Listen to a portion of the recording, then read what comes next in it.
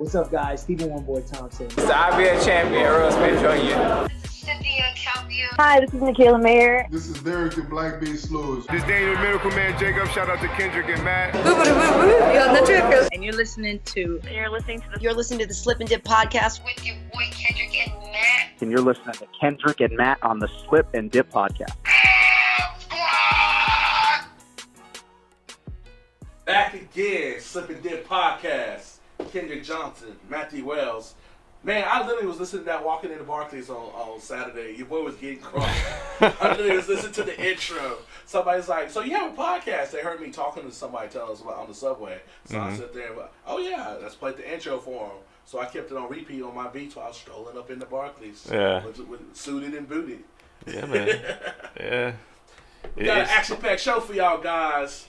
Javier Mendez, trainer of the new lightweight champion, Javier Mendez.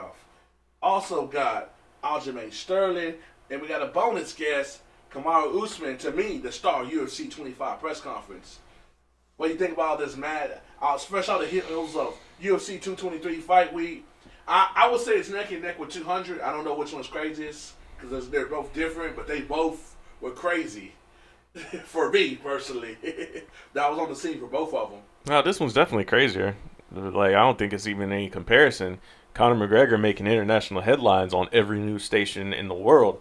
Exaggerated. For all the wrong reasons. It's exaggerated. For all the wrong reasons. I mean, it's like literally like, you never turn on morning news and see UFC being talked about, except they weren't talking about the UFC. They weren't talking about UFC 223. They were talking about the star's biggest sport, throwing a dolly through a window of a bus. So that was a thing that where it was a lot of negative publicity, but as they say, there's no such thing as negative publicity. Publicity is publicity, which will only we've already seen the UFC kind of use it as promo material. So they're definitely going to use that in the future, but. Again, it was a thing that should not have ever happened, and it's a thing I wish didn't happen. But I mean, it is what it is. I mean, you see 4 fights get canceled because of that. So very very selfish of Conor to do the thing that he did, and people had to pay for it, unfortunately, and he will have to pay for it. So we'll see it play out. Crazy thing is, I still think it was a bad vantage point. I saw him come in. Your boy's like on this very computer, upload my stuff. I was like, is that Conor? I seen him with some real thugs. Well, I thought he was just going and talk to Dana, and I knew I had just left out the door that they came in on, right? Because you remember the layout. Like, there's a Starbucks right directly next door to Barclays. Yeah. So I literally pull out my memory card. I'm thinking like he can't come in because I just left. I know that the door's locked, so I wasn't in like a hurry. I'm going to put my camera and I'm looking in my bag and boom, that fool just darts in, the door magically opens. That's how the MacLight people had let him in. Yeah. And I'm like, okay, like what they doing? And then I'm like, whatever.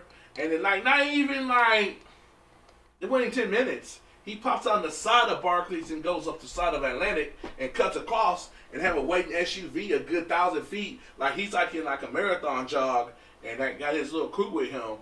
Then I still didn't know what happened. And the next time I go to Twitter and everything got footage and stuff popping out. So it's like I saw the beginning, but I didn't see the gist of it. Yeah, it's crazy scenes, man. Crazy scenes. I mean, obviously, people are gonna say, Conor's loyal to his buddy Artem, and all that's true. That's a cool ass homeboy. Motherfucker come from out the country on his jet. Yeah. How many people want a homeboy like that? For real. Absolutely. I mean, not many people have friends that have hundreds of millions of dollars, though. So it's like, it's kind of a thing. Yeah. I mean, that part of it, that's all good, but the way you handle it after flying over here, nah, man, it's too much negativity for me. I'm not condoning anything he did. Yeah. I've said this on multiple occasions. People are blowing up a big deal when even though she don't understand my English, but that's okay. Carolina Kovacevic,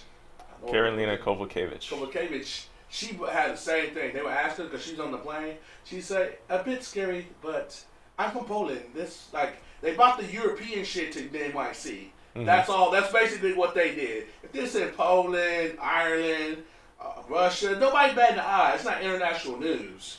Like, I'm not trying to condone it, but Like that's what these dudes do. You got a person that's about that life because he got money. You got a person simply about that life that went around with real thugs and real dudes with real guns. Mm-hmm. Story into story. Like, I think people exaggerate it because it's surrounding an MMA event, but that's basically that's the real story of what happened. That happened in Russia. We're not talking about it, but it's not like international news. Well, I mean, you can say that about anything. These guys are celebrities, so I mean, anytime a celebrity. If that happened in Russia, it's up. No, if it happens to a biggest star of a sport, it's gonna get news. It's gonna get news, and I mean, especially in America.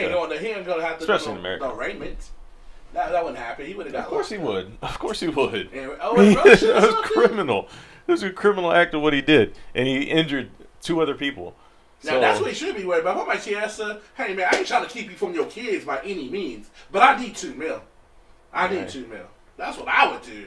That's what he should be more worried about than the NYC PD. He should be worried about, like Michael Chiesa, I need that $2 million, man. I'm not trying to keep you from your girl and your baby. You come home. They need you. I need that $2 million. That's simply what I would do. Yeah, it's going to be interesting to see. I mean, obviously, everybody in the world. That's what he should be worried about more than jail stuff. Yeah, everybody in the world was trying to hit up Michael Chiesa, man. I gave him a call. And, of course, his phone was off. But, I mean, I could imagine. Like, he's trying to lawyer up right now. He should. And, I mean, everybody, like, all these people, like, listen, if you're out there on Twitter and you're quick with your Twitter fingers, you might want to slow down. Because I saw so many people saying, oh, I don't see Chiesa. Like, he didn't look like he was cut up all that bad. Like, yada, yada, yada. Did you see the footage on Embedded? The dude was bleeding. Like, it's like... Now, I don't know about Ray Borg. Now, Ray Borg. Glasses on, so how did he get inside? Okay. Ray Borg's questionable. Okay. No. Again, like you're being one of the Twitter people with that. Listen, glasses these weren't goggles. Glass shards are very tiny. They're microscopic, and they can get in your eye and scratch your cornea, and that's what happened to him.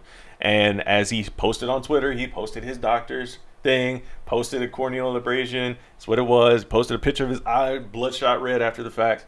Come on now. Listen, wearing glasses like I'm wearing right now are not going to protect your eyes from shards of glass. Let's try that. Listen, if you want to test it, anybody out there wearing glasses right now, go outside, pick up a handful of dirt and throw it in your face and tell me how much it protects your eyes. Same exact difference with glass, except for glass is going to cause a lot more damage to your eyes than the dirt will. So let's be real here, people. Goodness gracious, that pissed me off just as much as Connor throwing that shit through the window. Y'all people being crazy. Though, yeah, he's the man with the player. He came up. Who would have known by him not fighting? He hit the lottery.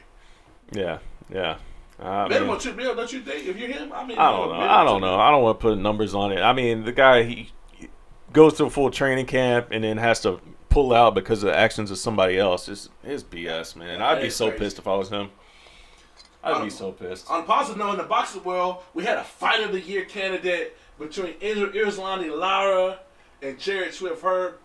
Dude needs a knockout to win the fight and gets it with 20 seconds left in the fight in the 12th round to win on not one, not two, but all 3 judges, 114, 113. I mean, if you don't get the knockdown, it's an effing draw. Yeah. Well, I mean, from what I didn't see the full fight. I think I saw the last couple of rounds, and I did see the knockdown. And their reaction on Twitter, it was just like, wow, I guess that knockdown really did win the fight for him. So it looked like it was a pretty good matchup from what I was seeing. So yeah, man. It's still, all of that was lost in the chaos for me though of the weekend. How was it though? I don't get that. Like, I was there and I'm not caught up in it. I know how to compartmentalize stuff. Like, being at NYC in the scene, it was a little everything.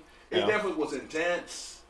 But I think people are overblowing stuff. We got people that wasn't even there acting like they just all exhausted. I was like on the scene. I physically saw my mother go through the door. I'm like, yeah, I was tired, got a migraine, but that's beside the point. Like, how you gonna be from afar, not necessarily you, but somebody that's watching at home and you watch pay-per-view and gonna have all these emotions and thoughts? I don't get it. I mean, because being there was a little bit different. Being in the hotel, having all the switches, and I'm just having a conversation with Matt Serra. Ray Long go, hey man, we got that shot.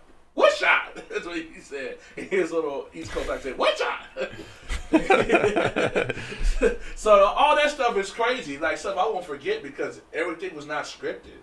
Yeah, no. It was like reality TV on steroids. Yeah. It was the UFC. Yeah, I mean, obviously, we get to fight night too, and it was a damn good card.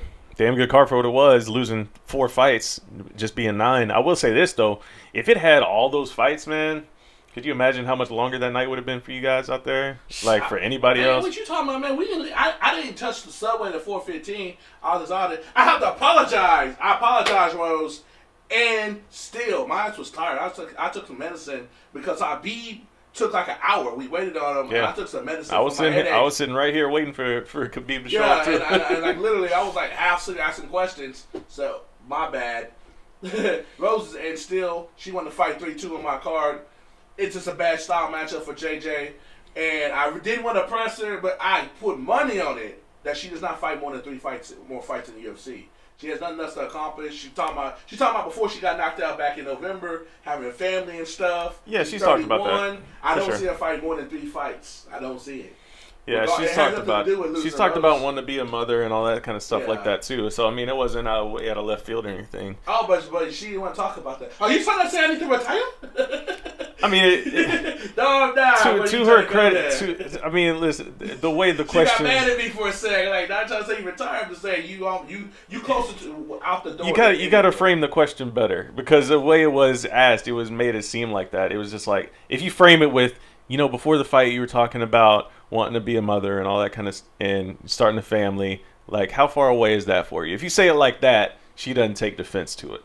True. So you got to paint the picture a little bit better. You got to paint the picture a little bit better. I sound like some Joe Schmo.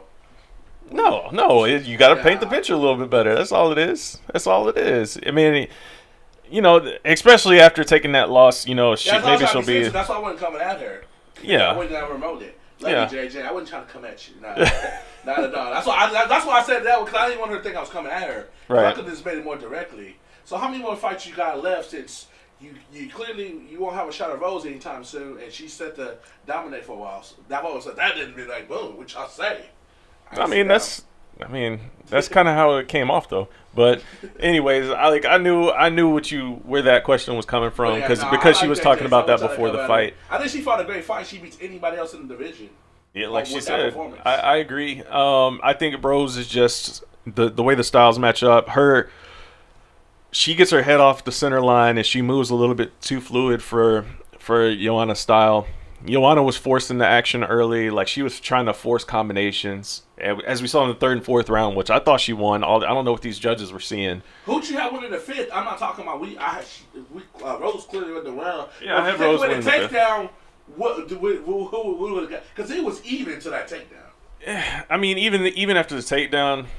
Before the takedown, it was close. I'm saying, if she don't get the takedown, where you think it goes? Because it's a way closer. It's no definite moment of round 5 if she doesn't get the takedown. No, I still think it was pretty even, but I think the takedown definitely solidified it in the judges' eyes. But obviously, when we see the cards, they still gave it. It was 4-1 Rose. But the crazy thing was the judges had Rose winning Joanna winning different rounds. Something had Joanna winning round 1.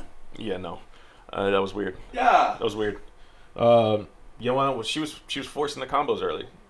She was trying to force 1-2s. She wasn't letting them come, and we saw that difference. But she had to do something different, because they kind of, it's like for inside source of information. She sparred with Valentina for 4 weeks, and not only just sparred with her, they talked specific things. Since it's kind of like she had the Joanna playbook, and Joanna didn't know it until after the fight. Yeah. So I think she got in there, she was like, oh, she knows. So she tried to do things normal, because she hasn't chased combos in any of these fights. She's been beating these chicks.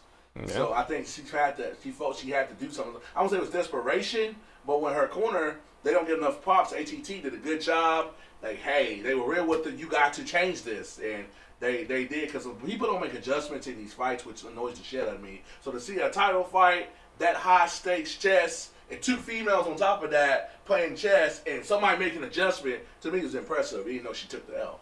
Yeah, I mean, she adjusted, and then Rose adjusted back to her in the 5th round, and that's how it played out. Man, it was a damn good fight, best fight of the card. Another great strategy. He told us what was going to happen. He said it would be closer, and we would be in still 6 weeks ago. Yeah, I said best fight of the card. I mean, best out of the 2 title fights. I mean, Khabib and Al was what it was, and it was a good matchup. But Zabit, man, Zabit and Bosniak, I think they stole the show though. Yeah, but that was a damn good fight. But once again, people glorify getting hit. Neither one of them MFers had any strategy whatsoever. They could have just put that on the street corner of Atlantic and Barclays and let them fools fight for free. That's basically what they did, so they got paid for it. Hey, it was entertaining. It was definitely entertaining, but there's no strategy to that. Like our man Dean tweeted out the other day, 2 great fighters won't make a great fight. A great fight doesn't mean there was 2 great fighters, but Zabit is the real deal. All right. Kyle Bosniak, if he fights like that going forward, is the real deal against other opponents. We'll see how it plays out in the future. Like to see either one of them against is Donay. I don't care. Just get either one of them there back in there soon. Because I mean, I think a lot of the entertainment value out of that fight had to be because they were both so game and the clash of styles there. But I think they go out there have similar performance against whoever. I mean, both of their stocks rose in this fight, so those are the type of fights that you want to see, I think. Other good action in the card throughout, man. Obviously, very game Ali Aquinta, Karolina Kovacevic getting the job done. Olivier Albert-Mercier gets a quick knockout. Man, that was very impressive. That was the move of the night. Yeah. Those body shots, man. Knees to the body. Shout out to my man from Wasnam. He said, man, you give me a mental love. His accent, give me a mental love. Right. We got to, man. I didn't think he was going to lose, but I didn't think he was going to do that. I thought it was going to be a decision. Yeah. Very technical kind of chess match. I didn't think my man was going to go No, yeah, it was a lot quicker than I thought, too. Come out with that. Yeah, he's a very nice guy. He's definitely somebody that's on the radar. You know me, I don't gangster. These undercard fields, I'm like, whatever. Like that dude there, he definitely got your attention. Canadian gangster. What do you say? Canadian gangsters have stashes and we say sorry. That had me rolling. That was funny. That dude is kind of a sniper though. He's like that guy that you don't see him until he comes. The quiet ones you got to watch out for. Right. So before we get into the show, man, did you see any of WrestleMania? No, I didn't see none of it. I'm gonna watch it tonight. I'm gonna watch it on the WWE. I'll tell you. I'll just say this, and then we'll get into the show. Going in, the thing I was the most nervous about was how the Ronda Rousey match was gonna play out. Why are you nervous? I'm not. Okay, not she fell on her ass. This lady getting paid $5 million. I feel bad for her. She messed up. Because I wanted to see. I didn't want to see disaster. I'm on Ronda's side here. Like she got in this thing. I mean, I wanted to see her succeed is what it was. I wanted to see a good match. I didn't want it to be a disaster because, she put her heart and soul into this, yada, yada, all this stuff. I wanted to see a good match. That's all it was. And going in, based on the promos leading up to it, I was like, man, this is going to be, I don't know. This is looking kind of rough because she looked pretty rough in the promos leading up. They did a lot of corny stuff, with the Jedi arm block the punch. And then the kind of botched, just a bunch of stuff like that. But I'll tell you this. Ronda, Kurt Angle, Stephanie, and Triple H put on the best match of all of WrestleMania. Okay. It was literally the most entertaining match. And Ronda, complete 180 from everything else in the promos. She looked like she'd been doing it for forever. It was amazing. I was really impressed with her. I think they should, we talked to off air before, just give her people keep saying Paul Heyman. They need a female for it to go over. They need somebody somebody that looks like what's Rusev girl? Yeah, I watch wrestling a while. Who? Somebody look like Lana that can actually talk. Oh, okay. A female one. Paul Heyman, because he's established, but if you really trying to build a brand, you get a female that's out. There's no female manager that's just gangster that talks shit. Like somebody like Paige, since she's a former fighter and they can't fight, that would be perfect. Nah. I'll tell you this. I thought she would. Somebody in that type of level. I thought she needed a manager before this weekend, before WrestleMania. I thought she needed a manager. If she can do what she did this weekend, from here going on forward, she's good just doing solo. She could be good. Obviously, you want to minimize the mic time a little bit, but I think she did fantastic, and the match played out. It was great. It was great. It really was. The other matches, WrestleMania as a whole, very, very solid early on. The last few matches kind of died out. How long did it last? They're saying it's going to last longer than 32. It was. I mean, I it started. Turned 5 hours 45 minutes. I was there. I think it was like from 4 to 10 or something like that. It was like 6. No, it was like 8 hours. It was crazy. The show was way too long. I mean, but you have so many different storylines you're trying to fulfill. Try to get everybody on the card. It's just too much to try to do in one night.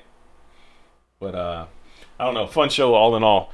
But that's what it was. Episode 48 of Slip and Dip Podcast. Javier Mendez, Aljamain Sterling, and Kamaru, the Nigerian Nightmare, Usman, are on the show today, guys. Follow us on YouTube at Slip and Dip Podcast, on Twitter. Follow Kendrick at Kendrick Johnson on Twitter. Me at Mr. M. Wells Art on Twitter. And hit us up on iTunes, Spreaker, SoundCloud, all those spots. Instagram as well. Give us likes, follows, reviews, all that good stuff. 5 stars. So we'll show up on more feeds. Please do that. Please take the time out. It takes like 2 seconds to do. Come on, give us a review. Come on. Give us some stars. It's quick and easy. It's painless, I promise. But knock that out for us, guys. Great interviews coming up to talk about UFC 223 and events going forward. And you guys are really going to enjoy this stuff. So without further ado, here's the rest of the show. Please welcome back to the Slip and Dip Podcast, trainer of World UFC light heavyweight champ Daniel Cormier, and now the new undisputed lightweight champion Khabib Nurmagomedov, Javier Mendez. How's it feel to see a prophecy? First time I met you like 3 or 4 years ago, you told me Khabib is the uncrowned champ. So how's it feel the fact that he's the crowned champ now? Oh, it feels great. I felt he was going to be there all along, and finally he showed that he's somebody to be recognized as a world champion, and he has that strap now, and now it's just a matter of fighting the other elite individuals to really prove he is the man. We know you're a low key guy. You don't like looking for attention, but it had to be special. All the stuff going on in that man's mind, you're the one of the top people whose name and he public acknowledged you for helping him get to this level. Well, there's a lot of people that contributed to him. His father being a big part of it. In the U.S. here, of course, I'm a big part in his management. With Ali. Ali's a great manager, and he really loves the kid, and he takes care of him really well. So he's got a great support system, and his teammates here at AKA. And his teammates at Eagles, what she runs. Actually, he's the president of Eagles MMA in Russia. So he's got a great support system around him. Absolutely. So, Javier, I kind of want to get your take on how everything played out for you over this past week. Obviously, a lot of craziness happened between different opponents for Khabib. Obviously, the bus incident with Conor and everything like that. So, I guess first off, so how did you? How are you tracking the whole events of the week when it comes to, the replacements from Tony Ferguson to Max Holloway to Pettis to Felder and then ultimately to Ali Aquinta? Do you want me to give you the breakdown of how I found out everything from the beginning? Or just kind of sum up a little bit of how you were kind of tracking all of it, because obviously, there's a lot of stuff going on. How do you kind of make sure that you're doing all you can in such a short time to prepare for whoever it's going to be in there against your fighter? Well, it wasn't easy, but for him, it was very easy. For me, it was mind-boggling because, I wasn't around him at the time a lot of these changes were made. I was in my own room thinking everything was going to be taken care of from the first incident with him and Artem. I wasn't even there. I didn't know what was going on. I don't even know the beef between them. And my son told me what was going on between those guys. And I had no idea that he did an interview, a Russian interview, where he said he was going to slap Khabib next time he sees him.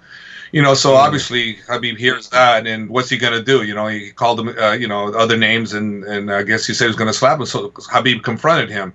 What any fighter would do. You can't make interviews about a fighter and then you expect him not to just confront you about it. He said, keep my name out of your mouth, and so anyway, so that led to the whole fiasco. So that was bad enough in itself. But just when we get there, he was already there. I was here, and I hear that Tony Ferguson is out.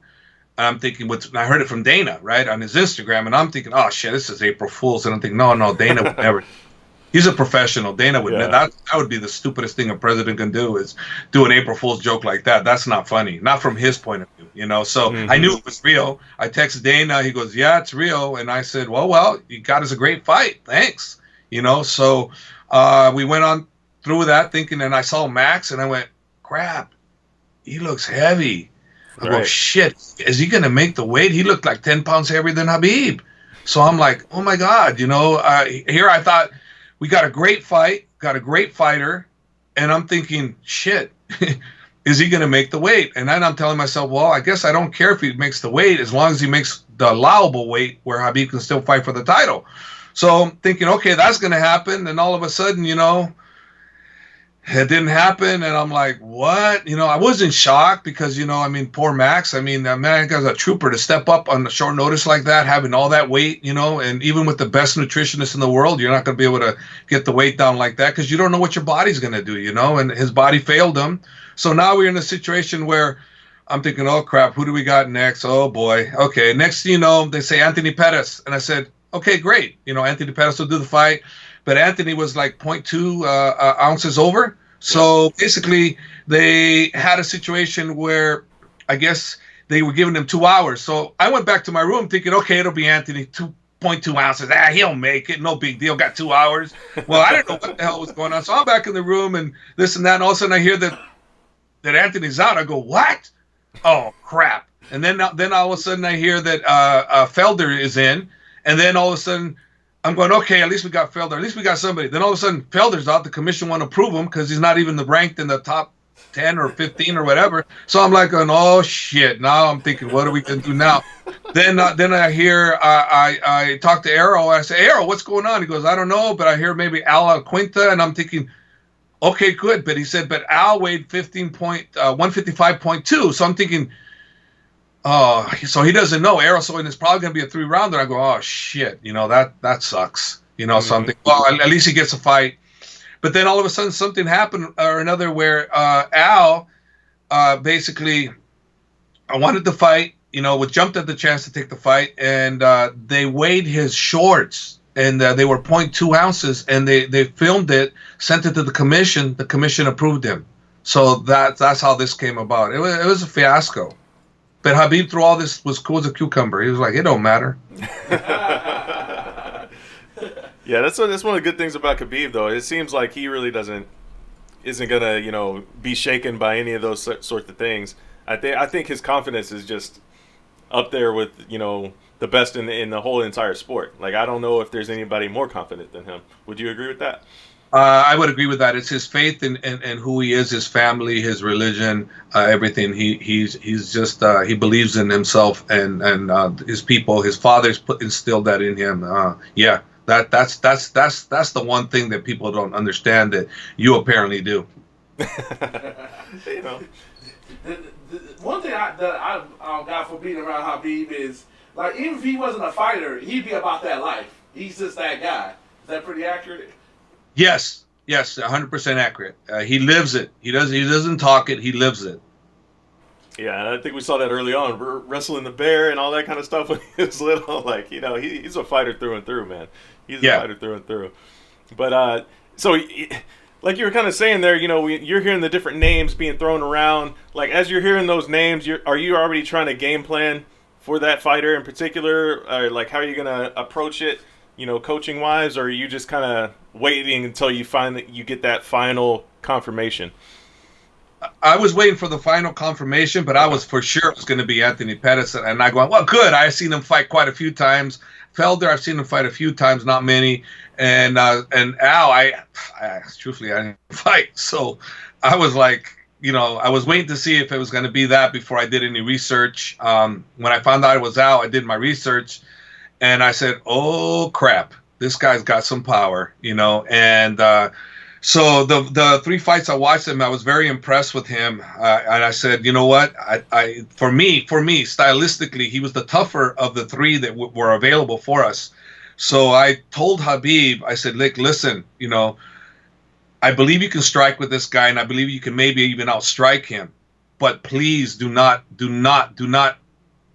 try to strike with this guy. Please don't do that. Go 1 to 2 punches. and then look for the takedown or get the hell out of the way. Do not try to strike with him because he's got that power that I don't want you getting caught with the fluke, and it's not a fluke because I shouldn't have said that because it's not a fluke because the guy has that power and he'll intend to throw it. So I told him not to engage, with him in the stand-up. So what do you think about that? The last 2 rounds when he engaged with him, he said I wasn't happy with him at the press conference. Well, basically what happened is when the first 2 rounds I said perfect. The first round I go perfect, keep doing what you're doing. And then after the third round I go, what happened to the game plan? What happened to Father's plan? I go, let's go back to Father's plan. Let's go back to the Father's plan. He goes, okay, coach. So the fourth round come out, did the same damn thing, but he's off point. You guys, it's like what? It was probably. He must have outpointed him 170 something to what 30 strikes to 170 something. So he clearly outpointed him. He made him. Whoever thought Khabib was going to outstrike Al? Tell me who thought that was going to happen?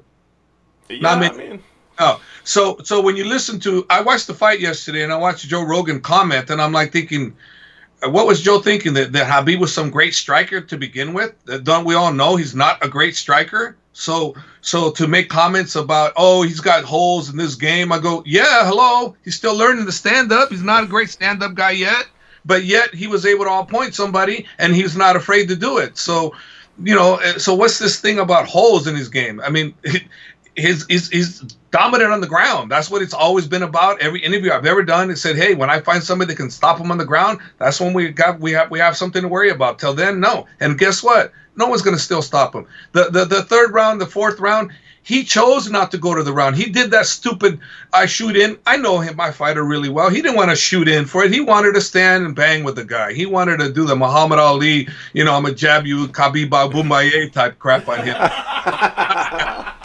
I love him for it because, a fighter's job is to win regardless what he follows the plan or not. And Khabib did do that. Like let's be honest, he dominated, Nobody can tell me he didn't dominate. Now, does he have holes in his stand-up game? Absolutely. Look at the back kick he threw. Nobody acknowledges he threw a back kick, and no one's ever seen him throw a damn kick in the first place. Now, what about him switching southpaw? Did anybody acknowledge, hey, my God, look, he switched southpaw. When did we ever see him do that? Never. Because why? He keeps evolving, you guys. Everybody thinks that they got him figured out. You don't have him figured out. This kid is still a sponge. He's still learning. You heard his comments. I'm a white belt, and guess what? He has that mentality. He's a white belt. Does it bother you? So I guess it really bothers you that people are saying that there's a blueprint out there on Khabib and that he got exposed on Saturday. He got the belt. No, it doesn't bother me. I like it. I think Joe Rogan's awesome, but he doesn't get it right all the time. And obviously, he got it completely wrong on this one because he's the only one that was talking that he's been exposed and this and that. I mean, and then keep in mind his comments were at the highest level. But yeah, it's like what? Duh! You think we think that when you fight Conor or Nate Diaz that you're gonna stand and bang with these guys? I'm not a fucking idiot. Those guys will tear us apart. We can't stand with those guys. We have to fight MMA with those guys. We can't, he fought stand-up war with Al in the third and the fourth round on purpose. It wasn't that he couldn't take him down. In the comments, maybe Al can defend the takedown. No, he couldn't have. Hey, just because he defended a couple doesn't mean he could have continued the onslaught. You guys got to remember, how many times did Khabib take down, doesn't he got the record for all the takedowns? So you think he couldn't continue to shoot and shoot? He could have if that's what he wanted to do. Yeah, no doubt. I think it was kind of like you're telling us now that that he wanted to stand and he wanted to kind of have some more fun out there. We just got through talking with Aljamain Sterling, who was obviously in his corner, and one of the things I kind of saw, or at least I thought that was kind of playing out, was that Al was kind of letting him have a little bit of success with the jab to kind of bait him into not shooting for takedowns, to kind of make him have more confidence in striking and say, like, let's keep it standing more, type thing. So I guess it was kind of like a perfect storm of Al kind of letting him have a little success and then Khabib wanting to stand up more. So I guess that kind of made it play out like that in the third and fourth round. That makes sense if that was his plan, because remember I told you guys at the very beginning, I said, Khabib, this guy's going to be easier to hit than you think. Don't get comfortable in the stand-up because this guy got some mad power. So knowing the kind of power that Al has and the kind of warrior that he is, I can see him purposely letting them jab him? Definitely, I can believe that. I'm not going to say no bullshit. No, because he didn't move his head very much at all. So he was there to be hit. So I can see him doing that. So now think about this: had Khabib thrown 3, 4, 5 punches, and Al's letting that happen, think about what he could have done in the process. Okay, for sure. But the bottom line is, regardless of whether you let him hit you or not, you let him steal the rounds. Then, shame on you. Yeah. Yeah, I mean, it's kind of like a pick your poison thing, though. It's like if it goes to the ground, you have zero offensive chance if you're Ali Aquinta, because of how smothering Khabib is, versus maybe I can get off a lucky punch if we're standing, and I'm going to take more damage, I'm going to get more bloodied up. There's not really an easy way to victory against Khabib. I think we all know that much at least now. Yeah, and Al, man. Thank you to him, man. In his corner, they're awesome people. I loved hearing their commentary on the corner. They're awesome. Those guys, those two guys. I mean, I'm kind of with watching those guys. They're incredible guys. They're good friends to me, and it was a matter of we got Al on a three. He prepared for a 3-round fight, and in all fairness, he wasn't the best he could be, obviously, and in all fairness too, you got to remember when you get short notice fight. Remember Tony Ferguson's fight with Landera. What happened there? He got the short notice, and what happened there? Did he do so well? No, because you got a new opponent, man, and you got to change everything up. It's hard, it's hard. And Tony proved he's a great champion by what he did. He overcame a big time adversity, and he got him. But the thing is, this is Khabib's biggest adversity. And this is what is being said. Oh, Khabib, he's exposed him. But dude, he dominated every goddamn round. So what do you want? So if this is his adversity, then I don't know. I don't know how much he's been exposed since he's still learning, And the next time you see him, he'll be a better striker. I guarantee it. The next time you hear the name Tony Ferguson, are you talking preparing for Tony? What do you think about all that? You think we'll ever see that fight, even if it's 2 years from now? I hope so. Tony deserves that opportunity to fight for that title, and if Khabib's still the champion, then Tony deserves it. I mean, hey man, he's a freaking warrior. I respect that guy a lot.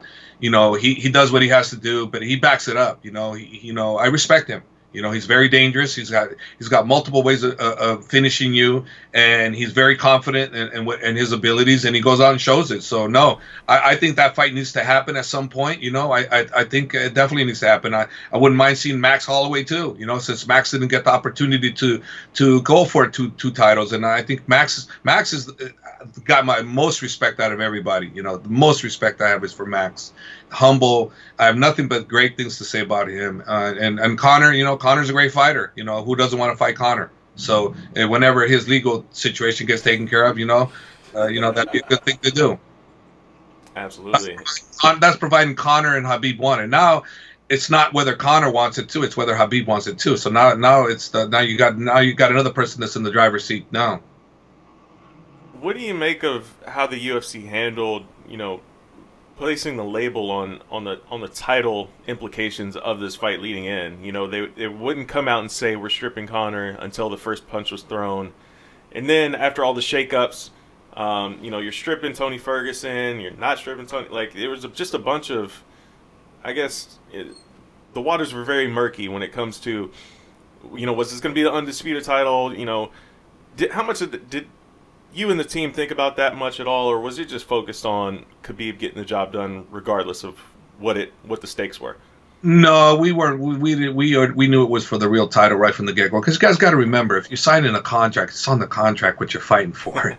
Change the contract. So we already knew we were fighting for the real title. So that didn't matter. What they did is their business. They do a great job at marketing. And look, why is the UFC as big as it is? Because they're great at what they do. They do a fantastic job. And I'm not to speak on what they're doing because they got us to where we're at now. So all I can say is thank you for the great job they're doing. But no, we knew we were fighting for a real title. Absolutely. Who was on the bus with Khabib when all of this stuff went with Conor? Ali and who? Ali, his Himaga, his longtime friend. I think he's a relative of his. He's like his bigger brother, but it's not his real brother, but it's like his brother. And I think that said those two. And yeah, when that thing went out, I didn't know, but Alex Davis, a good friend of mine for American Top Team, is the one that held Habib back from going outside. Habib really tried to get out there, and Alex said he was doing his best trying to get him. He goes, he almost couldn't stop Habib from going out there. And I just told Habib, when I found out all this, I go, thank God you didn't go out there. Then you would have been just as wrong as him. I go, so don't you ever do that. I go, what I told Habib, and I said I was very clear about this. I go, look, when it comes to fighters versus fighters, hey man, you guys are alpha males. You guys say shit about each other, then okay, settle it. Okay, no problem with me on that. But when you're out in a situation like that and you could accidentally hurt a fan or general public, now you effed up. Now you crossed the line. That's not acceptable. They have no business being involved. Fan doesn't know how to protect themselves against what you guys are able to do, and definitely the public, the general public. You mess up with that, you're screwed. And Habib said, no, coach, I would never do that. I said, and I believe him. He would never hurt a fan or the general public. But another fighter that opens on him and starts with him, hey, you're open as far as I'm concerned. And I don't think any coach out there that's a real coach is going to tell his fighter, hey, if someone talks about you and your family, this and that, you turn your other cheek. Hey, you're both men. You got to do what you got to do. Like Habib said, hey, give me a time, give me a place. I'll be there 1-on-1. 10 on 10, you tell me, but don't attack people. Don't attack a bus. Attack us. And he's serious. He's dead serious. And for me, I would say, hey, look, man, the whole world will want to see that. So get paid for it, both of you guys. Be both professional. Get paid. You guys are you got legit beef going on now. Build it up, and it's real, and people will buy it because it's real. It's not fake. It's not phony. It's real. Tell me this, because you know Habib better than us, of course. It seemed like for me, being neutral, because I was in the Starbucks next to the Barclays when he stormed in and all that craziness. So I saw him come in with his quote-unquote thugs. But it seemed like basically Habib and Conor bought European shit to NYC. Because if this is in Russia or Ireland, it doesn't even touch the radar. It's like a little dot on the I. It could be, I've never been to either one of those countries, but I hear the way they are over there, you could be very correct on that one. It's probably normal life for both of them, It's probably standard, I don't know. But Habib says, and there where he's from, yeah, you got a beef with somebody, you take care of it, And I do know that from Mexico being where I'm from is that it does happen that way too. When you're in, the little towns and whatnot, they don't go to the police. They take care of it themselves. Yeah. What do you make of people saying that Conor was doing it just for, a stunt to try to get, some publicity on a potential fight with them later down the road, that, maybe it was a thing that kind of went a little bit wrong? I think it was not a stunt. I don't think it was 100% not a stunt, because why would you throw a damn dolly through a glass window bus? Then someone could have got killed, and what? Yeah. And then the UFC gets sued everywhere. As it is, Conor's going to get sued big time. There's a lot of people hurt, Mm-hmm. Two fighters lost their opportunity, Mike, and then Ray Borg. I mean, you think that they're going to take this like, if it was a publicity stunt, that's even worse, But think about it, it wasn't no stunt. The UFC would never allow something like that. And, they would never allow this. But you know what? Let's be real too, right? This happened. What do you do, right? Shut shit down or build on the shit that just got thrown at you? You gotta build a storyline on that. The UFC didn't ask for this, but now it's thrown at them. How are they going to make something out of it? I would do the same goddamn thing if I was in charge of the UFC. I would build on this. I would show this stuff, and I would make something out of it, because I mean, let's face it, bro. You got $4 billion debt you got to pay. You got to put eyeballs to the screen, man. So safe to say you feel we're gonna see that dolly getting thrown through the window in a promo in the near future. Oh yeah, if those two ever agree to fight to each other, oh definitely 100%. You got to build it. You have to. The whole world has to know this is real, and they got to show the art to them. They got to show it all, to really, let's face it, when we did a reality show here called Fight Factory, right? And it was on Nouveau TV, so no one hardly saw it, right? But the damn show was fantastic. But I saw how they build storylines, and there was an altercation that happened in my gym between myself and one of my fighters, Mike Kyle. and Mike Kyle and I almost went to blows in the locker room. And so as we're cussing each other out, we're like, blah blah blah, and mad at each other. And I just said, well, fucking do it, let's go, and this and that. So we're looking at each other, and then before you know it, we realized we were being filmed. The reality people filmed the whole damn thing, and I'm like, oh shit. So I realized we were being filmed. So all of a sudden we just like very cordial and this and that, and then I said, man, I go, shit, are you guys gonna film that? I go, I know. Well, I guess it's me. You got to film it. They said, no, we can't film it because there's no storyline. People won't be able to follow it. Made sense, right? Now think what I'm saying. So why wouldn't you show the stuff about Khabib and Conor so people can follow the storyline? If they don't follow the storyline, they're not going to get behind it. That's what these reality shows do too. They never tell you what to say or what to do, but they'll put you in places and they follow a certain story, and they don't go outside the story because they can't follow it. Yeah. It's madness. I know for a fact, hopefully we get to see this fight, before the end of the year, but they're definitely going to use all of that in the promo packages. They already threw it on Embedded. They made that the big focus of the episode of Embedded, and it's, of course, you don't ever want to see anybody do that, but at the same time, it is like that's incredible promo material. Yeah, you can't deny that part of it, at least. And you can't say it's acceptable behavior. Yeah, but bro, exactly. It happened. I mean, look, it's sad to say what I'm about to say, and I'm not trying to make this. It's a different contrast. But look, the 9/11 happened, right? Okay. Right. If you talk about 9/11 and you don't show those planes crashing into the Twin Towers, what impact would it have on you?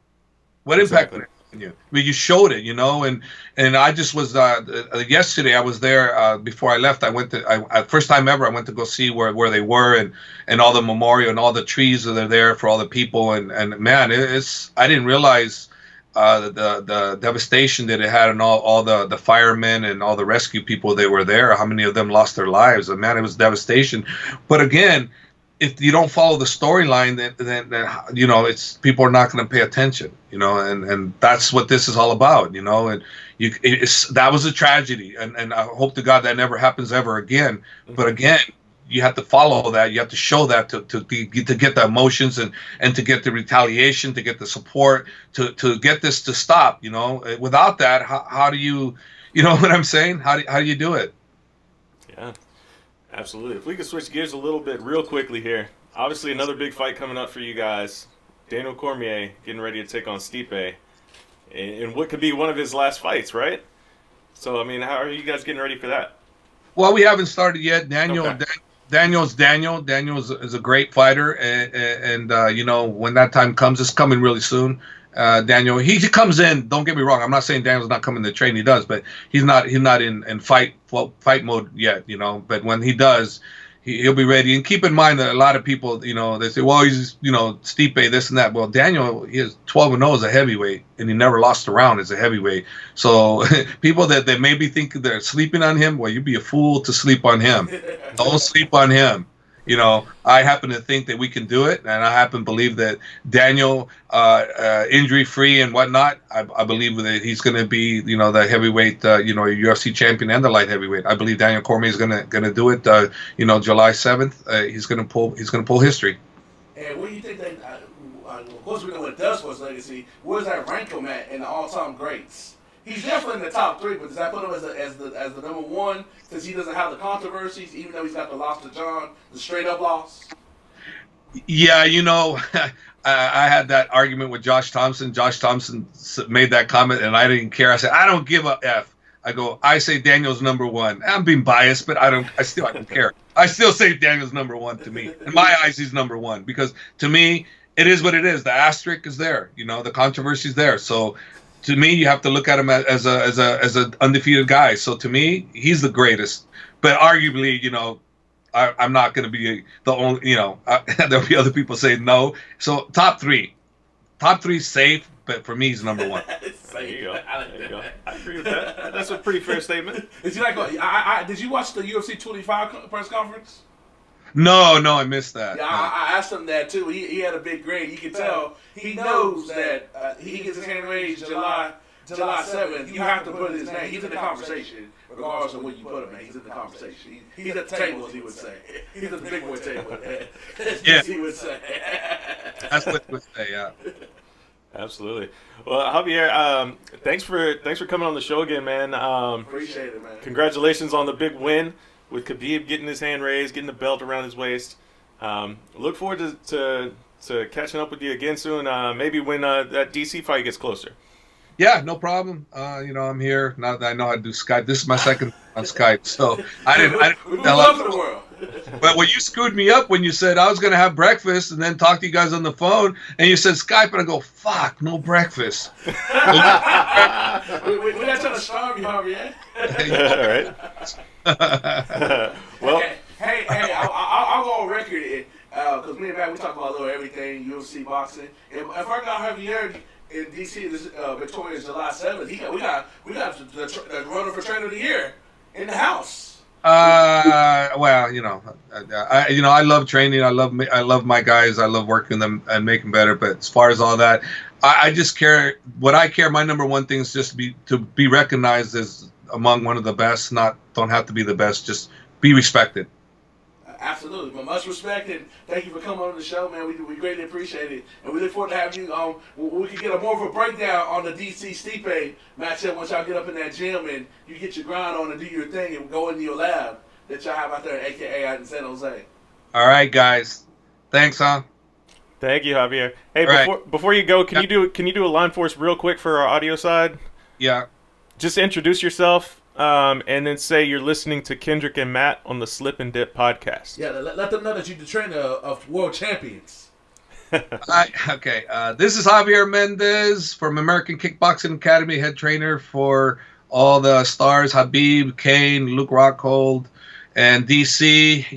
Oh man, I forgot Slip and Dip podcast. Yeah, Kendrick and Matt on the Slip and Dip podcast. Can you just cut it and paste and cut it and paste? I could cut it. Okay, so the Kendrick and Matt, right? Yeah. You're listening to Kendrick and Matt on the Slip and Dip podcast. Hey, you're listening to Kendrick and Matt and the Slip and Dip podcast. Tune in. That'll work. I'll make it work. Okay, make that work. Yes, sir. Suck at this. It's all good, brother. I suck at normal, but I suck at having to say things that I'm told to say. I'm like, oh, fuck, I fucked that up again. All good, brother. Appreciate the time, man. All right, guys. All right, take care. All right, have a good one. All right, bye. And joining us now on the Slip and Dip podcast is the Funk Master, Aljamain Sterling, getting ready to take on Brett Johns in Atlantic City, New Jersey. And he also had a pretty busy weekend at UFC 223. Man, crazy weekend for you guys over there at Serra-Longo. I mean, how do you kind of sum up the whole weekend from your perspective, man? You know what? I think it's one of those things where people always say that cliche saying of stay ready, and it was one of those opportunities where it's an opportunity of a lifetime to be able to step up on short notice while you had a full training camp. It wasn't for a 5-rounder, but when an opportunity comes knocking, man, you got to just seize the moment because you never know when you're going to get that shot ever again. Yeah. It's crazy the fact that, I mean, obviously, Al's one of your best friends, right? Yeah, we live together. Yeah. So, I mean, it's just like to see your buddy get that kind of opportunity, like all of the craziness that happened on weigh-in day, considering all the craziness that happened throughout fight week. And then all of a sudden, Al's in a title shot just out of nowhere. Yeah. I mean, what happened here? My Skype just got on me. What happened? You can't script that kind of stuff, Yeah. It was crazy, man. It was crazy. Let's see. All right, there we go. Okay.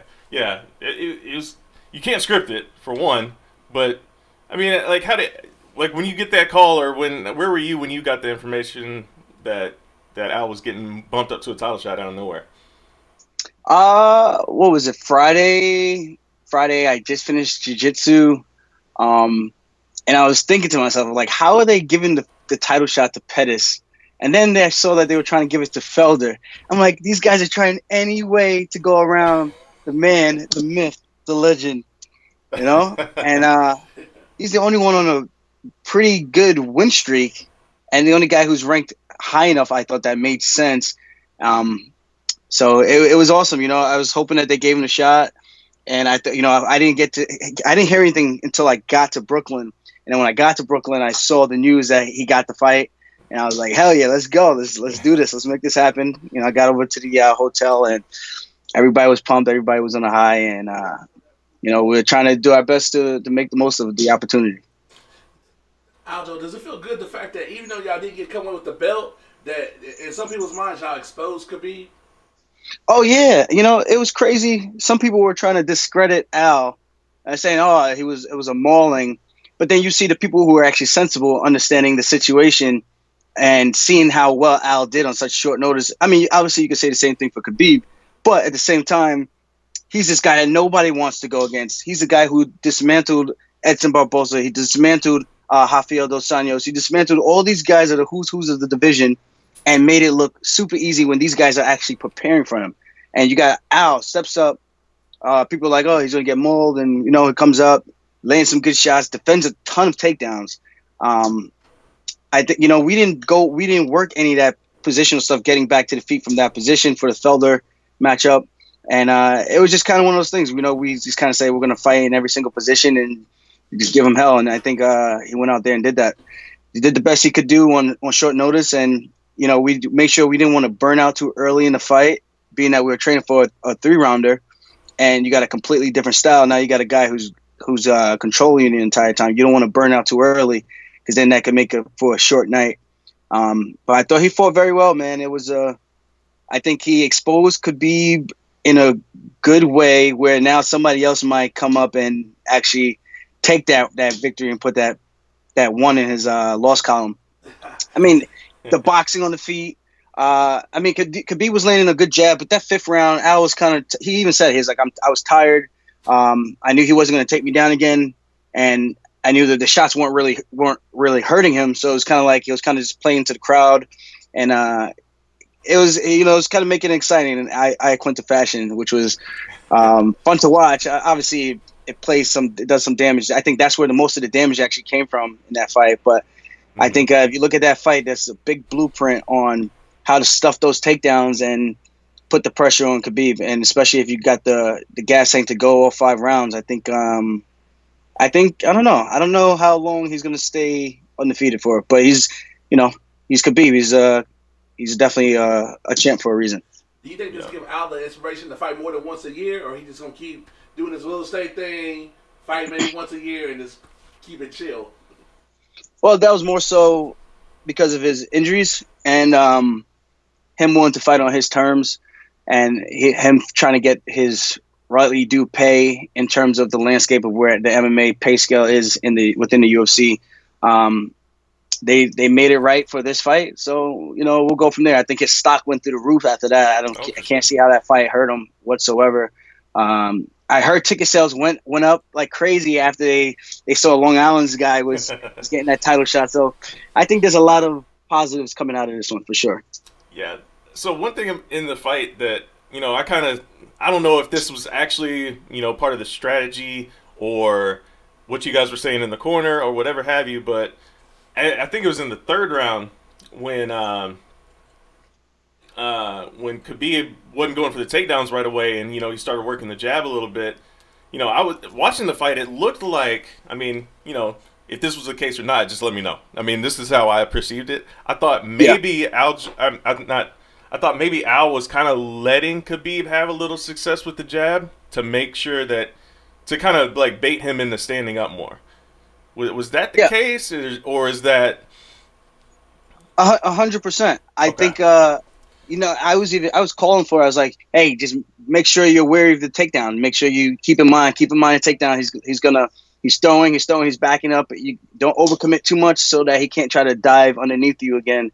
But yeah, that's what I was saying before. I think he was kind of letting him hit him, but that was the 5th round. He was kind of faded at that point. But earlier in the fight, I think Khabib was kind of getting a little confident in landing that jab, but we were trying to time it. A nice right hand. I think the 3rd round is when he actually landed the uppercut, and we actually have a combination where we set up the uppercut, and we have a nice little follow-up that we like to do. We like to do 2-3 things off of that, and Khabib was able to get just out of the way of that overhand right that came over the top.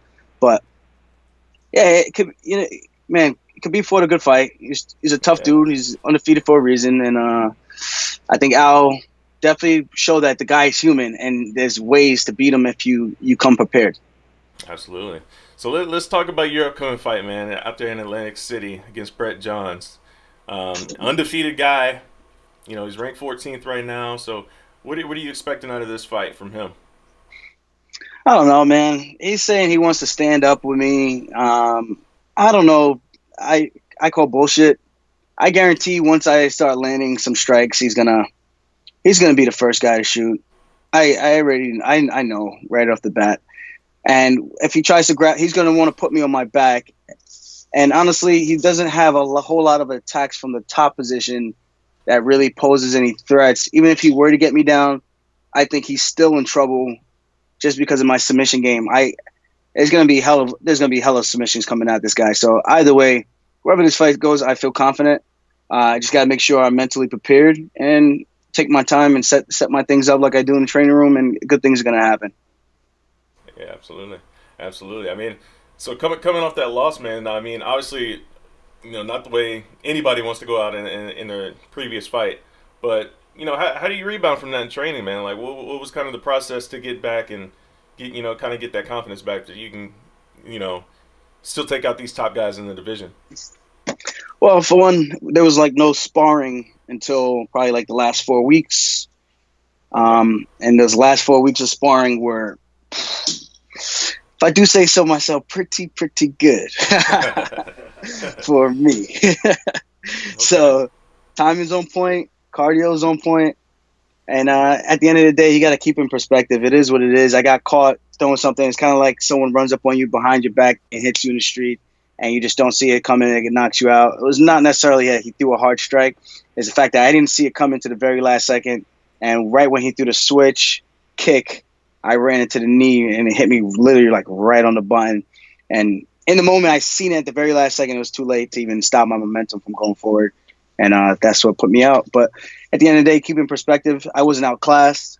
It's not like it was a technical beatdown where he beat me up for 5 minutes, 10 minutes, 15 minutes, and I could be like, damn, I suck. I need to work on this, and this. It was, I made a mistake, tactical error, and I should have been a lot more patient like I normally am. And I just got to get back to that, take my time, set my stuff up. And I think even the Barao fight, the Augusto Mendez fight, shows what I can do when I'm on and I'm firing on all cylinders. Do you feel if you have a good showing that we know that you're capable of and get you another win at the end of the year, that you be right back in that title picture with Cody and them going to fight again? So one of them will be eliminated more than likely.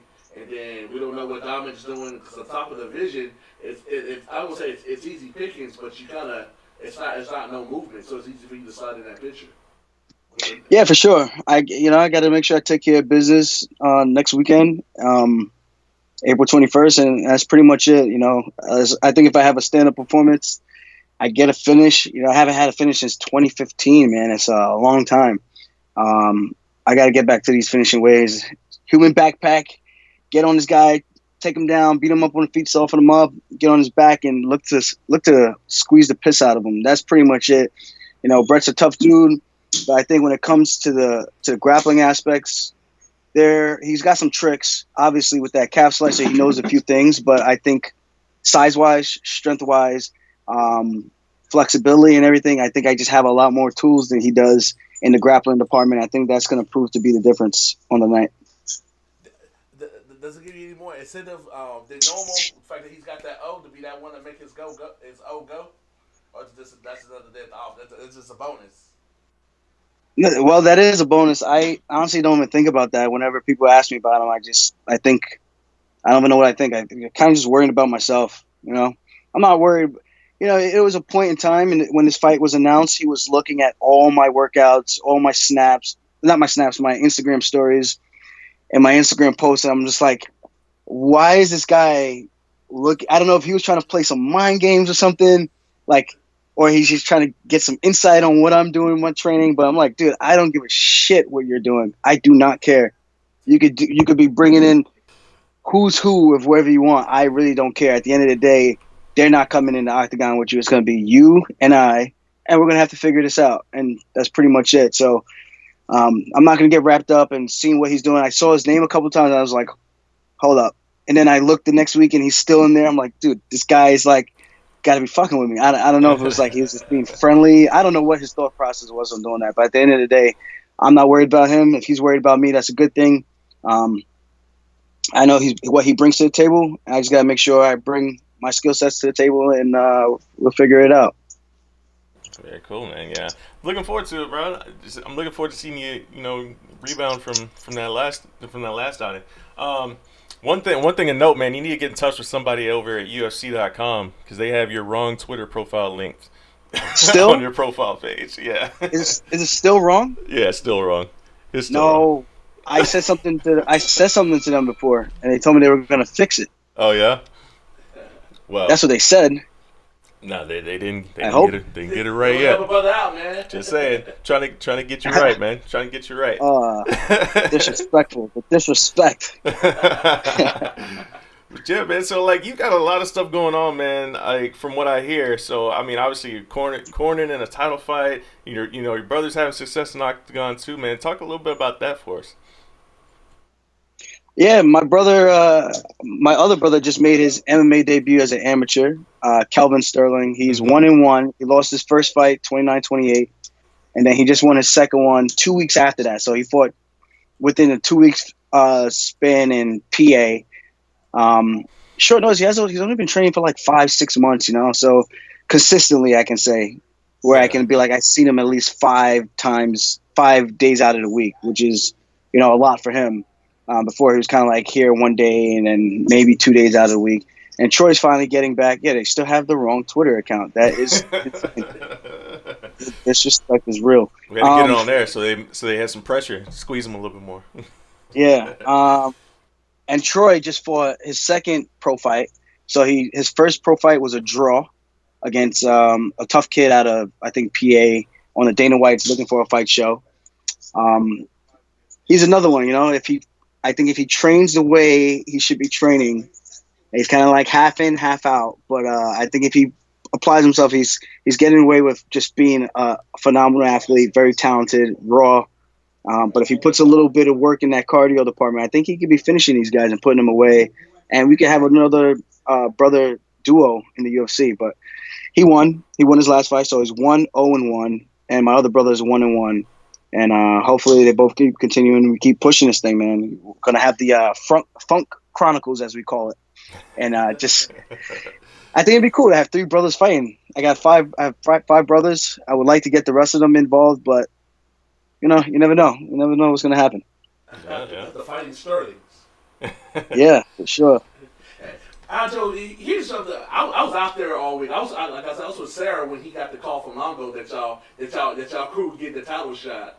What do you think about the atmosphere and just how people are just kind of like, wow, in this whole MMA game, especially towards brothers in general? The atmosphere? Yeah, the atmosphere this weekend, and just like how people be coming at you all crazy for no reason. What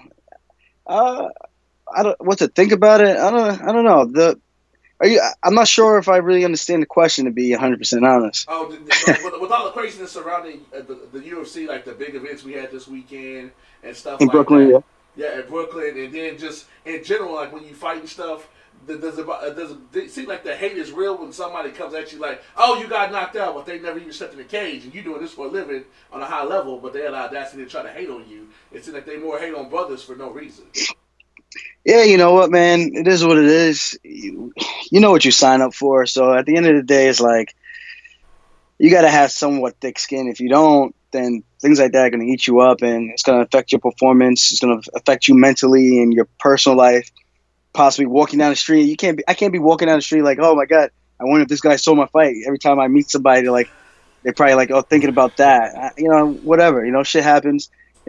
Stuff goes wrong at someone's day job all the time. So, a lot of people wish they could do what we do, and they wish they could trade places to do what we do, because it takes a lot of balls to get out there. And it's one thing to just get out there and fight. It's another thing to actually go through the training camp week after week, 2 sessions a day, sometimes 3, and then have the courage to actually go out there and make that walk, fight the nerves, fight your demons, and have a guy lock you in the cage with another man and fighting him for no apparent reason besides, hey, so they told us to fight. We both signed a contract, and there's a little bit of prize money at the end, and may the best man win. You know, it's the craziest rush that I don't think I could ever really explain. And when it's all said and done, man, and I know I'm gonna miss this sport, so I take the good, the bad, and the ugly all together, and just ride this thing out as much as I can and enjoy it while I'm part of this journey. Enjoy the ride.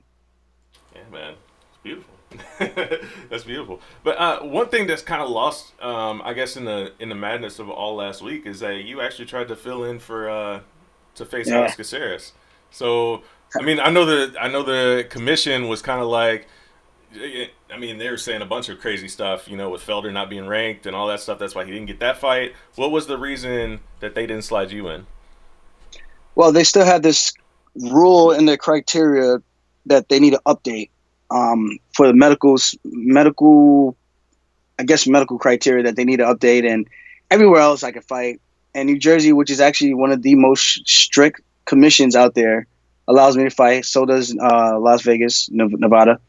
I think New York is just a little bit behind the times, and they keep telling me they're going to have the doctor review everything and update the stuff, and they still haven't done it. And it's a little bit of a pain in the ass because I don't know when I'll actually be able to fight in New York. But it is what it is. Hopefully, that's pretty much what it was. Otherwise, I think I would have gotten the fight. Caceres is a former 35er, and I think he would have wanted to fight, you know. But shit happens. So hopefully they fix that and I get to fight in New York. But as of right now, I was gonna try to fight him and then fight in 2 weeks later. That was the plan. Cash out, man. But yeah, man. I'm trying to make money. I'm trying to make money.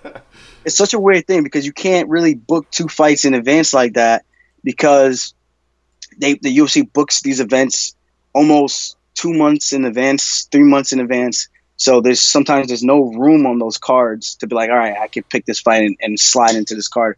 Usually all the cards are already booked a month or 2 in advance. So it's kind of hard to stay active and like that unless you're just taking short notice fights, which I'm okay with doing as long as it's the right fight that makes sense. For sure. Yeah, man. Crazy stuff going on. But so are you doing? I think at least I remember you doing a little bit of the real estate thing with Al too. Are you still doing that? Yeah, I am. I'm actually trying to get my actual license in New York. I don't have a license. I just kind of bring the money. I guess I'm like a syndicator. Kind of bring the money here, boom, let's make a deal happen, and that kind of thing. So get my license here so I can actually start selling some stuff and kind of just go about it from there. So it's kind of like MMA, you know, you kind of set your own schedule. You make as much as you put in. So hopefully I actually just finished my online course. I'm going to put that on hold so I can focus on these next 2 weeks, just on the weight cut, the fight, making sure I'm mentally ready, mentally prepared. And, so I can do my thing, you know, what pays the bills. And then after that, I'm going to take my exam and hopefully I pass and get my license. And then I just keep, you know, life is about new journeys and real estate. Once I learned about it, it was kind of like instant. Something I was interested in since I was a freshman in college. Tried to get my dad on board. He told me it was a stupid idea. Crazy. And now everything's come full circle. Now he wants to like do stuff. I'm like, bro, that ship has sailed with you. But yeah, man, it's very lucrative if you can do the right things. And what other way is there to use the money that you make in bulk, put it aside into some properties, and let that money work for you? So when I'm 45, 50, you know, I'm kind of just hanging out already. I don't got to worry about going back to teaching, which is something I can also do, but I don't think I really want to do that at this point besides just coaching kids. Okay. I like it, man. I like it. Got to have something going on outside of the octagon, you know? So I think, like you're saying, like that's a pretty good avenue to take, especially if you know what you're doing. So, yeah, I'm looking forward to it. Man. Everything's a hustle, you know? Yeah, for sure. The hustle's real, bro. Oh yeah, man, it is. You got anything else you're working on, or is it just the fight and the real estate? Anything else in the fire? I mean, I know you got your own like YouTube kind of thing going. Yeah, I've been documenting my training camp this entire for this entire fight camp. I've called it UFC Road to Redemption. Just based off the last fight, kind of that build up. Kind of that bounce back attitude. Just kind of trying to show the fans inside look of how I'm thinking, the workouts I'm doing leading up to the fight. So this way, it gives the fans some different perspectives and things that they can try in terms of their workout. I've been trying to do some health stuff, put some things in like what I eat throughout the entire day. I'm actually going to try to get that done today and put it out. It's from last week, but it shows like how I eat, how I train. Like from the beginning of the day when I wake up, I check my weight, what I eat the first thing, my workout session, what I do in between, how much water I'm intaking, and you can see how much weight I lose. And then between the next day, how much weight actually stayed off. And I think it's going to give guys different insight and people who are fascinated by how we lose weight. I walk around 165 in the off season. If I'm not training, 165 is pretty much my threshold. I mean, I've been 167, which is just pushing it, kind of gross. But because it just feels. I don't feel good at that weight. But I go from 165 all the way down to 135 for all of 10 minutes, and then I rehydrate and put that back on. And people always are interested in like, how the hell do you do that? And this kind of gives a little bit of insight into that. And it's not fun, it's not easy, but as a professional, you get it done and you make the weight, and then you go out there and you got to perform. So there's a lot of different aspects for people to look at and stuff along with this vlog. So people can check that out. My YouTube channel is youtube.com/funkmasterufc. And that's pretty much it. I don't know, it's Franco. He's not answering the phone. And of course, people can find you. People can find you on Twitter at funkmaster_UFC. I believe it's the same on Instagram, correct? Yeah. Try to make it simple and easy for people to remember. Funkmaster_UFC. Twitter, I'm not as active as I used to be. I don't know. I feel like I've been just so busy with a lot of stuff. I would like to get on there a little bit more. I try to get on there whenever the fights are on. I like to interact with the fans and stuff. It's cool. It's a little something nice to do during the downtime. I know some people don't like to talk to nobody, but they're the ones who actually pay the bills. So yeah, man. Like I said, I'm looking forward to the fight coming up, man, in just a couple of weeks against Brett Johns, Atlantic City, New Jersey, April 21st. Big fight for you, man. Best of luck to you. I'm looking forward to seeing you get your hand raised. Thank you, man. I gotta get this done. Win by any means necessary, and I gotta just make sure I push the pace and bring a warrior's mindset, and that's it. Just go out there and just fight this motherfucker from the beginning of the bell to the end of the bell. When you get that hand raise, are you gonna come back on for our ball? You get the call because you definitely gonna ball out. Oh yeah, oh yeah, definitely. We got a bonus guest for y'all. Welcome back to the Slip and Dip podcast. Kamaru Usman, the star of the UFC 25 press conference. How's your profile changed since last week, man? I see you everywhere. Yeah, man, I actually tried to kind of stay offline just because, I mean, sometimes you just need to purge from that. You need to get away from it. So I try to stay online, but, I mean, with my teammates and my coaches, just people around me, I guess I'm kind of trending. I guess that's what they say, right? Yeah. Does it make you feel good as a fighter, as a person that you on people's radar, and that people know at the end of the day you're about that life, like this ain't an act, this ain't just you talking shit? It feels good to know that. Yeah, this is not just a show for me. I'm not just trying to put on an act, but it's kind of, on the other note, it's disappointing that it takes something like this, the drama aspect of it, to get your attention like that, if that makes sense. Yeah, absolutely. I mean, it's kind of the way the game's been trending lately, man. I kind of got to say, like, you called out, obviously, Colby for coming out there to suit. I saw on Wonder Boy's storyline, who was sitting right next to you, like, when he walked out, you both of you guys were kind of like, are you serious right now? Yeah, I mean, it is what it is. It actually started by our hotel because we were all staying in the same hotel, but I guess they told him he couldn't come out of his room, or he knew better than to come out of his room all week. So he was in his room the whole time. So the only time I saw him was right when we all came down at the same time to go to that press conference. So that was the first time I saw him. And I mean, let's just be honest, he's the one guy that I can't be around. My heart rate just goes up, and I'm ready to thump just being around him. So as soon as I saw him, I told Reed, or one of the UFC guys, I said, I hope y'all don't think this guy's going to get anywhere near our bus or be on the same bus as us, because, yeah, that's not going to happen. So they were like, no, we're going to take him by himself. So they took him right away. They made him leave the hallway and took him by himself to the press conference. But you just couldn't – we had to be in the back together because we were all going to walk out at the same time. So, he's in the back trying to kind of – just sit there and hope nobody saw him. He really thought he was invisible.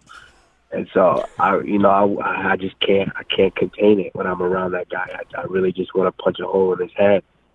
So I said some things to him, and he was quiet because he knew it was going to go out. If he said anything back, it was going to pop off. So he was quiet. And once he saw the securities or the guys coming around, then he kind of started getting a little lippy. And that's what you can even see it on Wonder Boy's story. He started getting a little lippy because he saw the security guys and people, they were going to break it up. And then once we were about to walk out, he just turned on the act. What's the security guard you talking? Isn't that Keith? What's up? The security guard you were talking to. I always forget his name. I forget his name either, but yeah, I forget his name too. But he's like, man, he don't want great guy. Yeah, great. I mean, great guy. Amazing security. He does an amazing job. But yeah, they knew what it was. Because they knew if he wanted to say something to get it popping, he would have said something before security got there. But as soon as he saw security, that's when he kind of started popping off. So it is what it is. Everybody knows. Security recognizes it. So, give us some insight into your wardrobe for the press conference. What makes you go with that? Oh, that's the traditional. We call that an agbada. That's the traditional African, fit. That's the traditional African suit. When you look at it in weddings, in politicians, kings, whatever you want to call it, that's the traditional man suit. When you throw that on, like here, they say it's a good suit, good designer suit. That's the tip top of the line, what a man should wear. But as an African, that's what we wear right there. And that's just kind of what I wanted to symbolize, what I wanted to push out there. That I didn't forget my roots, I didn't forget my culture. That's what I do. Yeah, I love seeing it, man. I love seeing that the attention brought to that, especially with a couple of other brothers that are in the game that are at the top. Francis obviously being another one. He wears the traditional stuff as well sometimes too. So I think that's really cool to see on that stage. Yeah, we don't forget where we come from, and we put on for our culture. So it's something that is just a part of us. It's not us putting on an act. That's just a part of who we are. Absolutely. So I mean, I guess kind of coming from the press conference, it kind of almost seems like you're not fighting Santiago. Like, it seems like you and Kobe are the way we should be going, but I mean, obviously you got Santiago Ponzinibbio coming up, so what are you expecting out of this fight coming up, man? Oh no, absolutely. I know for the media standpoint, that's obviously who I should be fighting. That's what should be going on. But make no mistake, my focus is on Santiago. I am thinking about Santiago. I'm thinking about his style. I'm thinking about how I'm going to put that to rest. I'm going to really expose and do my job against this guy. So I'm not even worried about Kobe. As I mentioned, Kobe is just a guy that I can't be around. So that wasn't planned. That was just boom. He was around me, and I just popped off because that's just how he makes me. So but my 100%, my focus is on Santiago. Santiago is a tough guy. I believe I had the toughest fight right now in that welterweight division. He's a tough guy, legit guy. Hits hard, can grapple, can defend takedowns, and he's a well-rounded mixed martial artist and second longest active win streak in the division, which is no easy feat by any means. So I've got my hands full, and that's who my attention is on, who I'm focused on. I talked to you, Friday morning when we were having all the switch changes and stuff at the Fighters Hotel. Get some people. I keep telling people that about the whole Conor Habib stuff, but get some people that some insight to how Habib operates and about how he's really about that life. Like, this is not a joke. Like, I think people think this is just fun and games or quote unquote publicity stuff. They don't know this is real life. Nah, this ain't no game. I mean, Habib was calm the whole time. Like that was the focus. I mean, we had the same manager, Habib and I, and the focus is the belt. That's what we want. That's what he wants. So he didn't come there for all that foolishness. Conor wants to talk. Like, if Conor wants to do that or Conor wants to do this, that's fine. That's on Conor. But Khabib was there for the belt. Nothing was going to deter him from that, and that's what he achieved. Like he said in his interview, just send him the location. If you want to do it, you really want to do it, you about the life, 1-on-1 or 10-on-10, or as the Russians that were all there, or the Muslims, 50-on-50, it doesn't matter. He was about that life, but the focus this weekend was for him to become the undefeated UFC champion, and he proved that, and he did that. Yeah, absolutely. I mean, he obviously got the job done despite all the craziness that went on. And what did you make though? Like, what was your take on the whole, dolly through the window thing? Like, what was your reaction to that when you saw that play out? Oh man, actually, I was at the airport about to take off for New York when I started seeing videos pop up. It happened immediately. So I was just hot. Because at that time, the only video you saw was what was happening outside, where Conor threw it through the window. You didn't see what was going on inside. And so I heard some voices on the video that were familiar to me. I heard my manager's voice. I heard Khabib's voice. And I don't play with that. Those are my dudes. I don't play that game. So as soon as I heard that, my heart rate went up already. Like, oh man, I need to be in New York. I can't believe I'm not there for this. So that was my initial reaction. But I mean, it was hard for me to watch that and know that I wasn't there. I couldn't do anything about it. But yeah, I don't play with that. Like, my manager is like family to me, and obviously our relationship with Khabib and whatnot. So. Yeah, that's just how I felt. It was hard to watch it, but once I got there, things had kind of diffused a bit. So we plan on having you back for the ball. You get your call segment after your win. I know you focus on your next fight. Do you think you can find some way to get a title shot, like early next year or in the next 2 or 3 fights? That's the goal. In the next 2 fights, I should be in line for that title. After this fight, the next fight should be a number 1 contender fight. So, I mean, it's up to the UFC, of course, but I believe I've put in the work, and I've showed that I can deal with any style. I can deal with anybody that fights any way. And, come May 19th is just going to be another testament to me doing that, finding the guy as aggressive with his striking as Santiago is. So, it is what it is, but I believe by the end of the year, I should be staring at that title shot. Did you have any conversations with the powers that be? With who?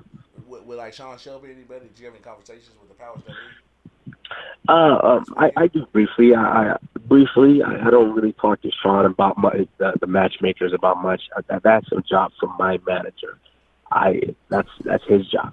So I trust my manager with everything, and I let him handle that. He knows the direction that we go. He knows the vision that we're trying to build, and so I let him go ahead and take care of all that. Yeah, absolutely.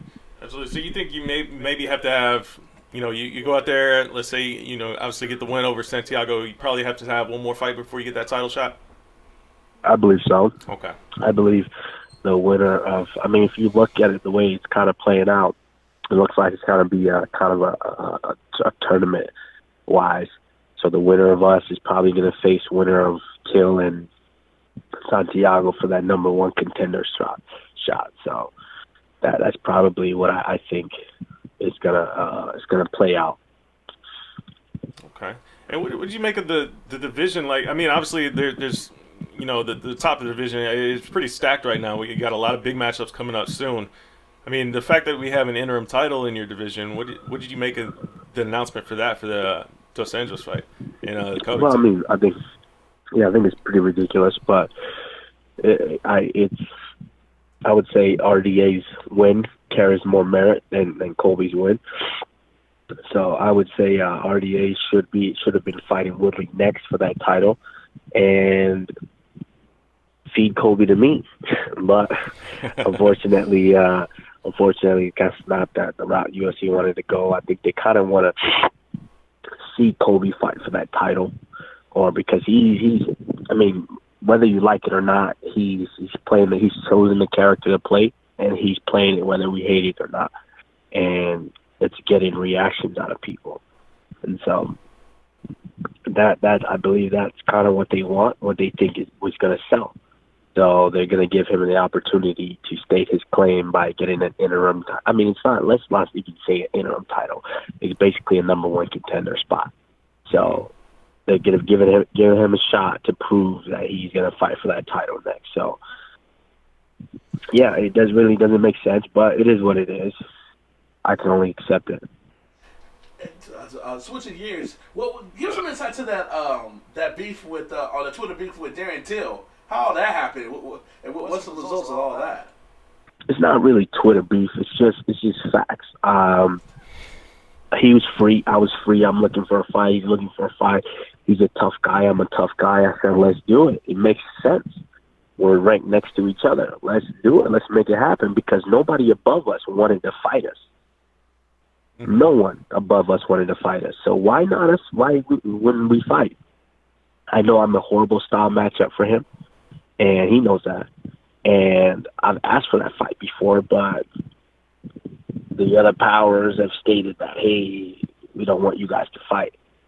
So if it was up to him, he's a tough guy, and I think he likes fighting. So I believe he will challenge himself and take the fight. I'm not saying he's scared or anything like that. I don't believe he is. I believe he likes the fight, and he would have fought if it was up to him. But they're trying to build that market, so they don't want him to risk the chance of getting him a loss in building that market. So they're trying to build the market, and that's what it was. And I basically just stated it. And him being the guy he is, he responded back and said, yo, let's do this. And I said, all right, let's do it. But we both know the powers, they're bigger powers than just us agreeing to do it, which is exactly how it's playing out. Yeah. So you think he gets the job done against Wonder Boy? That's a tough one. Yeah, that is a tough one. It's tough to say, because Wonder Boy's proven. Wonder Boy's proven to go out there and do his job on multiple occasions, to where Darren Till, you've really seen him beat one guy. Mm-hmm. He's beating one guy. And so, that guy didn't look like he was motivated for that fight. I mean, it's just facts. That guy didn't look motivated for that fight. And Darren Till's beat one guy. Darren Till's been in there with lesser strikers and was unable to finish them, or unable to really put them away, or unable to really win decisive, because he has a draw on his record. And so now you want to go against one of arguably the most accurate and precise strikers in the division right now. So I just don't see it. I mean, I understand he's been working hard. I don't take nothing away from him, but personally, I don't think he gets it done. That's fair. Well, I'm looking forward to your next fight, man. We have you on closer to the show, brother? I mean, closer to the fight. We could try it. You know, we're just based on how the schedule's lined up. Sure. I've just been traveling so much now. I'm finally back in Florida. I can't wait to just stay here and train. You know, all that extra stuff, and even the beef with Kobe is exhausting. Even all that, it's just exhausting. I don't even like to do all that. I'm a gym guy. I like to stay here, train, and go out there and beat people up. You have a message for our fellow media members that be listening in on this? Because I think your profile increased in their eyes too this weekend. I mean, a great show. Obviously, you guys are doing your thing, so yeah, keep doing your thing, man, and everybody keep listening. Appreciate it, man. Kamaru Usman, find him on Twitter at Usman84kg. Coming on and taking on Santiago Ponzinibbio. And that's going to be a hell of a fight, man, for the top of this welterweight division. Best of luck to you, man. May 19th. Thank you, guys. I appreciate it.